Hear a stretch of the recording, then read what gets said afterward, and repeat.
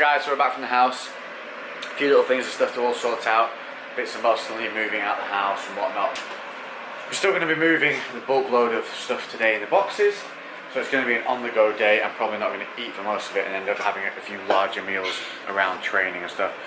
I woke up, loaded the car and went straight there, so I just had a Quest bar. Getting in now, I'm having some of the Zach's bread. Porridge if I have a moment. If I don't have time to have porridge, because I've got to go and pick the van up, I'm just going to have one of these waffles and a pro milk. So, a bit of a supplement haul moment, but I'm that's just a coffee. Necessary. I've only had one. One. English, motherfucker, do you speak it? So that's just what it is. I'll probably pop some, get some micros in there with some pineapple and some banana. Go bananas, go bananas. As well, so that's it. This is when supplements come into use, is when you are on a bit of a dash and a mad run, and rather than have those hunger pangs and things like that, you can have a snack that's also nutritionally beneficial to you. But I would always prefer to have some real food. I'm going to make some porridge because I've made myself hungry talking about it. So I'm going to have this Zach's bread, some porridge, and then I'm going to make the waffle but take it out with me when I go get the van. Update on my bite. The swelling has gone down now, but you can see the exact point where the little bastard bit me. Look at that. Went right for the vein. Anyway, I've got my veins coming back now. That shred already taking effect. Yeah! Coming up on just gone 1 PM, so I'm going to go ahead and get the van and go straight to the gym from there. And I'm not kidding you guys, I am beat up. I am really sore everywhere. It's a heavy week. It's the first heavy week of pulling calories back, and I'm feeling it. But I'm going to get there and I'm going to kick its ass, because it's all mental. Once you're in there, once you start moving, the blood starts pumping. You know, I'm going to be taking in a good amount of food before I go as well, which I have done. I just had porridge, but I had 115 grams of frozen berries in there with it. So I had the golden syrup, high protein porridge, 1 sachet, and then a sachet of golden syrup quick oats by Quaker, and then 115 of frozen fruits, 100 ml of 1% milk, and then topped up with water. I had some of the Dr. Zach's bread alongside with Utterly and Marmite. I'm now going to have, before ahead, I'm going to take myself a banana. Come on, you guys, do it with me. Go bananas, yeah! And I'm going to have one of those blueberry waffles, again from the muscle food things I showed you the other day. I'm at 20 grams of carb in that banana, plus another 30 grams of carb in this. That's 50 grams for the gym. So obviously that's upside down. I've got my pre-workout in there, which is my Protein Pulse V4, which is a decent enough pre-workout, but it doesn't give much of a pump, which is why I usually use the NO2 alongside, but good for energy anyway, so I'll stick with that one. I'll obviously have that when I get close to the gym because it'll kick in a bit quicker. Then I've got my aminos and sugar-free juice as standard. The countdown is now on, guys, so you saw it at the Body Power, the Achieve pre-workout that we were developing is now done. It's produced and it is being prepped for launch. So I'll be getting through a number of samples in the next week or so, and the countdown is on for a September release. So looking forward to that because I do miss it. Gym today is another heavy session. It's going to be, I think it's going to be quads and triceps. I think today, then possibly another part. Depends how beat I'm pretty beat up. I'm not kidding, guys. My back is killing me from yesterday, and I've got a squat today in theory. But if my back doesn't hold up, I'll just implement some heavy leg press work with heavy extension, because I squat relatively heavy every week. Even when it's a volume week or a contraction week, I still train the compound movements heavy, because it's kind of pointless doing volume work on the compound stuff like squat and deadlift. That's it. Waffle just popped. Let's head on. So here we are in the man van. Yeah. And it's about a 20-minute drive back to the gym now. So I'm going to pop this and boom. That should kick in by the time we get there. I don't know, any of the guys like this, when you get something like little freebie bags or sample bags and things like that, like when I get them, I keep them and use them for certain things. Like I got this kind of like, you know, one of these drawstring bag things, and I was using it to keep my camera in so I didn't have to keep putting the extensive kind of casing on it whilst I put it in my bag. Lainey saw it, looked at that and thought, junk, and put it in the bin. So she made my camera bag a bin bag, basically. Now, it smells of bin. So my whole gym bag smells of bin. Slider. You stink. Women, leave your man's trinkets alone!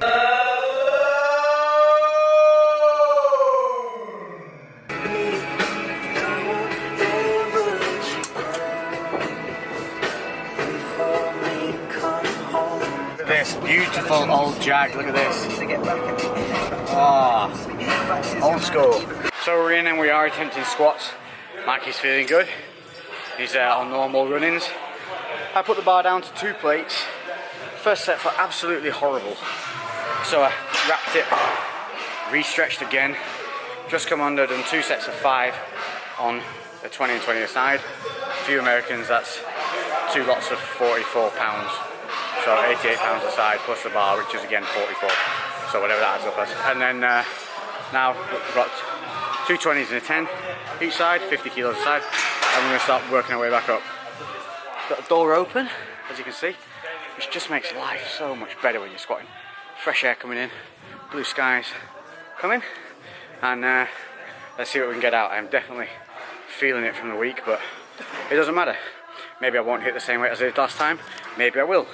But it's all in perspective of what your overload point is. Whatever I'm going to be doing today, it's going to be the maximum I can achieve today. That's what matters. Right, so I'm going to leave it on the 20, the 20 and the 10. I'm going to have Mikey film me do it, so I know you're all watching.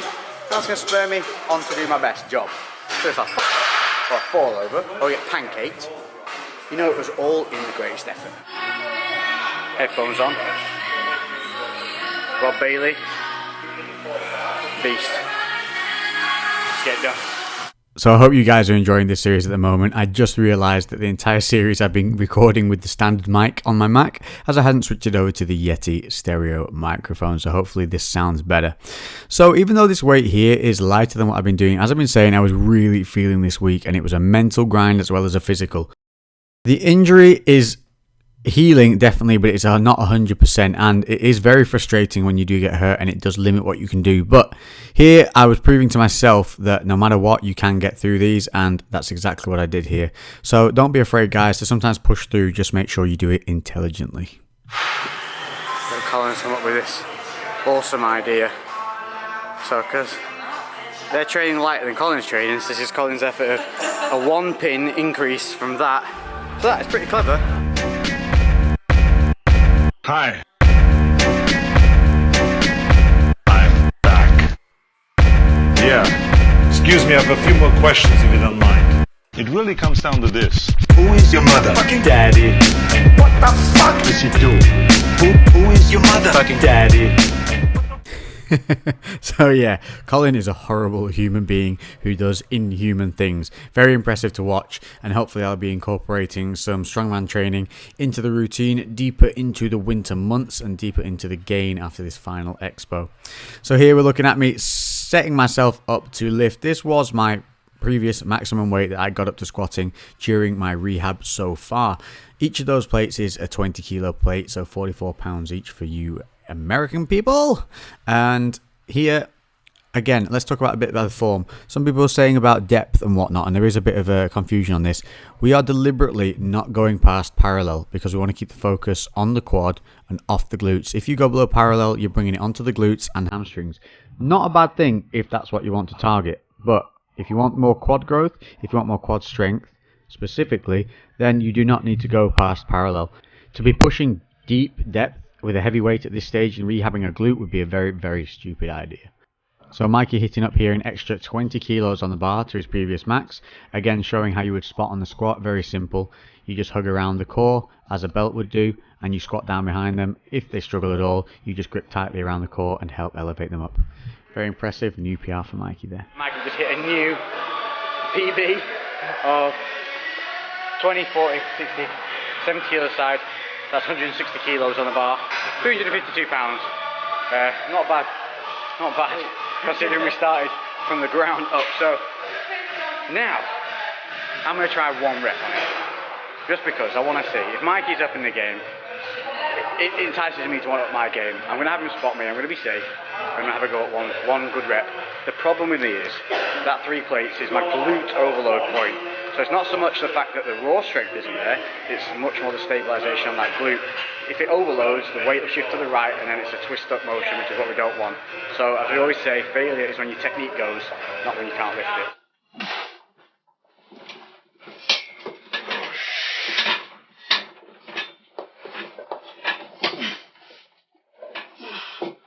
Dad! Mom! Oh shit! Help! Help! Help!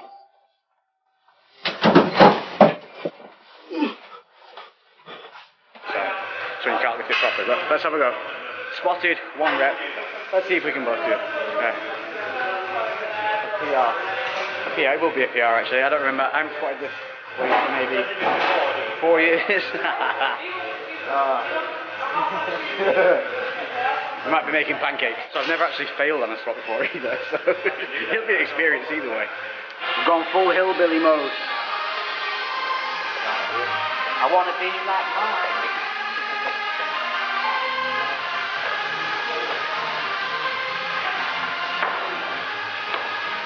So like that.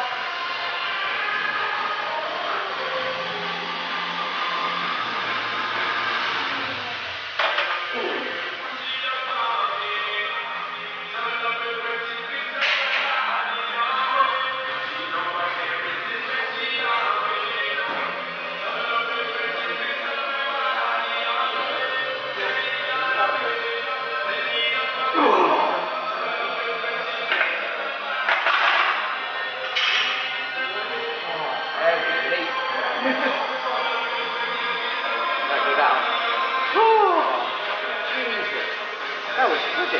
Now moving on, leg press.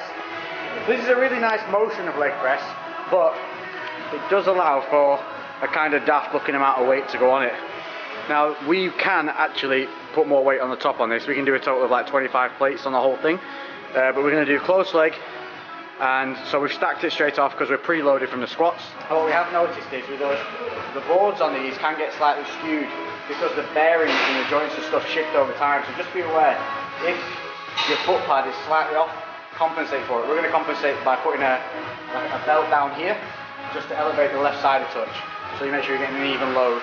So if you're coming off any machine and you feel like one side's working more than the other, if it's not your own posture, you're sure it's not your own posture, just check the plates. All we've done is taken a plate addition belt, you know the ones you wear around your waist and the hanger plate from. We've wrapped it around because it gives just that little bit of clearance. So where this is just angled ever so slightly off, we've now corrected that, and it's safely chained up, wrapped around, chained and hooked there, so it's not going to go anywhere.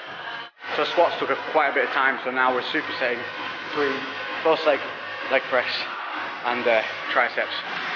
60.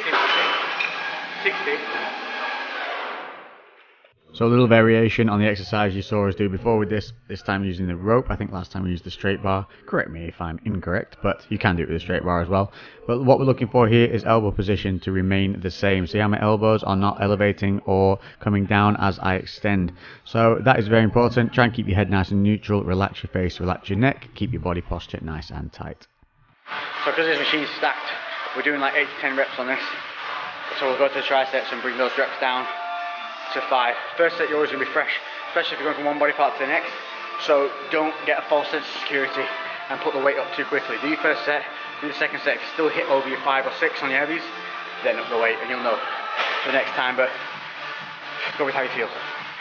So looking at this exercise, it's a lot of things that you can get wrong even on a leg press. I know it looks pretty simple, but there are a few things you need to make sure.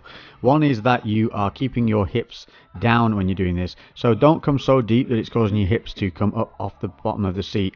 If you do that, then what you're doing is putting the load onto the spine, lower lumbar. Not good. You want to keep the load through the heels most of the time and come down to what would be a kind of nice parallel squat kind of depth. I think we were doing this one relatively close footed, making sure that the feet aren't rolling in and the knees are in line with the feet. Very important there, guys. Give you an idea of the speed we're moving at. So even in a heavy week, if you're doing upper and lower together, there is no reason you cannot superset and still hit the same or if not heavier weights than your previous rotation on those. It remains fresh when you go from upper to lower. I've found there's no problem. It's also a really good boundary breaker mentally to show yourself that you can go from failing on one exercise straight to another one and feel fresh and still be able to get the target numbers that you're aiming for. So make sure that you're pushing yourself, guys, always. Okay, so now that's moved up because I hit 88, so I'll put it up 10 kilos from 60 to 70. And we're going to continue this till we finish. We'll just finish off with, this is going to be the last leg one, tricep. We'll do one more exercise after that one. So the weight has gone up here, so just to show the final set remains nice and clean and looks the same as the other sets, but here you'll see I'll only get around 5 reps, I think it is 5 or 6, maintaining the elbow position, maintaining the gap between the hands, keeping my head nice and neutral and not letting the shoulders pop up and down or back or forwards. We then moved on to the second tricep exercise, but the final exercise of the session for body parts, underhand grip tricep extensions. I love this exercise. It is comparable to the overhand push, but you're changing a push motion into a pull, which is just great for taking and alleviating stress on the joints. So if you find you're getting that little grindy niggles in your elbows when you're pressing heavy weights with triceps, give this underhand grip a go, but just make sure that you're keeping your palms as flat towards the ceiling as possible and you're pulling through evenly through your fingers, and you can actually drive through with your thumbs at the bottom of the rep to help contract the muscle. Again, always upping the weight when we felt it was necessary and always pushing to bring our reps down if we were going above, and remembering that weight for next time when we'll start on that same weight. But we don't take the first set lightly. If it seems fresh and we get too many, we always judge it by the second set, and then if it has been too light, we don't count the first set and simply do an extra set at the end. We are always monitoring ourselves and making sure that we're getting in the volume that's needed, but also pushing the boundaries at all times. Here you can see, just from the back, you can see how my shoulders are not hunching up to my ears. I'm not bringing my traps in. I'm staying nice and strict. Body at an angle so that my arms can come down at an angle, not putting pressure on the elbows, and keeping a good posture, making the core work as well. Mandatory flex. So in doing that superset, that saved us 10 minutes by doing that supersetting from the close leg to the tricep. So now we've got 10 minutes before it shuts. We make use of that 10 minutes. Hit up some heavy standing squats, standing calves. Edit. I'm going to do a voice over this one. I've already gone through it in the previous video. If you haven't seen it, I'll also voice over this, show you the technique we're using. But today I'm going to use feet out. The other time I use feet in, so we're concentrating on different areas of the calf each time. So previously we had toes turned in, heels out. Now we're going to do feet straight or heels slightly in, depending on which is going to feel better. What that's going to do is going to help target this inner head a little bit more. Feet turned in, that hits the outer head a little bit. Central feet, if you keep the weight on the inside, it's going to hit outer head. If you let the weight roll out slightly, it's going to come more on the outer. So we want to keep the weight here on the inside. Before we have feet like this, when we're rolling out, now we're going to turn our feet in, and we're going to keep the weight on this side, inside of the foot. So yeah, it's all about where you put the load in this, but also when I said squeeze when you get to the top here, what you need to do is squeeze your glutes together, keep your chest high, head neutral, and then let the weight sink down into your feet and then lift from your feet, not your shoulders. Too many people kind of shrug up on a calf. So give that a go. I hope you've enjoyed this video, guys. I hope the sound has been better now that I actually flicked the input tab to Yeti instead of accidentally recording on the Mac the whole time. If you have any questions or anything else you'd like to see in this series, don't be afraid to stick the comments below, hit the thumbs up, and I'll catch you in the next video. Then let's go get this big thing of yours. Bow chicka bow wow. Oh, shut up. Shut up, Tucker.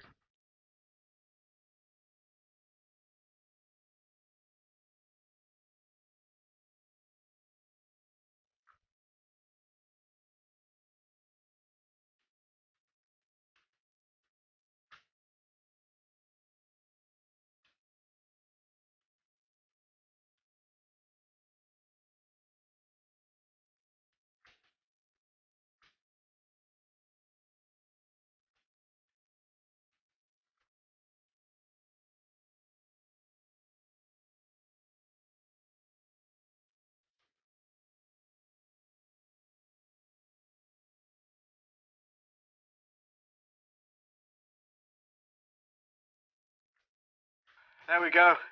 We got through. A PR1 rep on squats. Well, it just goes to show, whilst I was warming up, whilst I was stretching, nothing in my body was feeling good. I felt sore. Stretches didn't seem to release anything. It just kept feeling tight. Kept stretching in between every set, and it ended up on a day where I almost didn't commit to the squat that I hit. You know, a new PR, a new level weight, and the benefit of that is I got a new weight, which is great. But mentally now, for every other time I come in a squat, every other time, there's no excuses because I lifted more than that. I've lifted more than that now. So there's no excuses when I step under that bar with the previous heaviest weight on it that I should not move it. And that in itself is a huge benefit. Most of this game's mental. It really is. I mean, getting to that bar today because I felt tight, I was not 100% confident in myself. And I could feel it. I could feel it before I set the rep. You could see it. I was hesitating before I went into that first movement, before I dropped into the movement. There was hesitancy, and that's not good. You need to be confident in what you're doing. So you can try a couple of times, but if the confidence doesn't come back and it doesn't feel comfortable, then do lighten the load and get your confidence back and build back in. And that's what I did today. I started light with just the 2 plates. I think I did 3 sets on it, and then built it up to the 2 and the 10. By the time I built it up, those lighter sets that I'm completely capable of doing preloaded the body, warmed me into the movement, got me a little bit more set, a bit more solid, and as I moved up, confidence moved up with it, and there you go. It just goes to show this is as much a mental challenge as anything else. No matter what happens, no matter how shitty you're feeling, no matter what your day's been like, nothing. When you get in here, when you step through those doors, and when you get under that first set, and you hit those first few reps, trust me, it doesn't matter what's happened that day, it doesn't matter how tired you are, your body will commit. You just have to focus and make it happen. Nobody's going to do things for you in this game. Every time you step up, every time you push yourself, every time you take a challenge on, you have to do it. Nobody else can do it for you. People can push you, but you've got to take the steps. Nobody else can do it, no matter what you're told, no matter who's training you, who's coaching you, what program you're doing. It does not matter if you cannot mentally step up to the plate when it counts. And that crosses over into every facet of your life. It's all down to you. You can have the greatest support in the world, but if you don't put that effort in, if you don't commit, if you're not consistent, if you don't put in the time, the effort, and the consistency, you will not reach your goals. So even when you're down, even when you're tired, step up. Take the challenge. Fuck being average. Boom, baby.